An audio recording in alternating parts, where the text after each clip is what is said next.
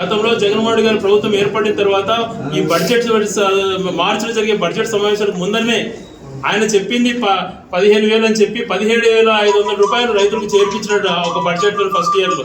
నువ్వు ఇప్పుడు ఒక్క రూపాయి ఇవ్వలేదు. ఇది అన్యాయం కాదా? రైతులు మోసం చేయడం కాదా? బడిపోయే పిల్లలకు ప్రతి ఒక్కరికి 15,000 అన్నావు, ఒకరికి కూడా ఇవ్వలేదు. మరి పరిశీలన చేస్తావు, అమ్మకు వందనం తర్వాత ఎప్పుడు ఇస్తానో చెప్తానంటావు, కానీ డేట్ కూడా చెప్పలేకున్నావు. ఈ అకాడమిక్ ఇయర్ మోసం చేసావా లేదా? ఇలాంటివి చెప్పుకోపోతే ఎన్నో ఉన్నాయి.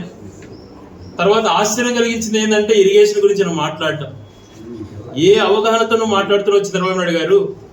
94లో ఎన్టీ రామారావు గారిని దింపి మీరు కుర్చీ ఎక్కి మోసపూరితంగా వెన్నుపోటు పడిచి ముఖ్యమంత్రి అయిన తర్వాత 10 సంవత్సరాలలో ఒక్క ప్రాజెక్ట్ అన్నా నువ్వు టేకప్ చేసావా? హంద్రినీవా, గాలేరు నగిరి ఆ రోజు రాజశేఖర్ గారు చేపడితే, ఆ రోజు ఎన్టీ రామారావు శంకుస్థాపన చేస్తే ఒక్క రూపాయి కేటాయించకుండా హంద్రినీవా అన్నటువంటిది వేస్ట్, అది నీళ్ళు ఇవ్వలేము, 40 టీఎంసీలు ఎక్కడొస్తాయి, 5 టీఎంసీలకు కుదించి జీవో ఇచ్చావు. గండికోట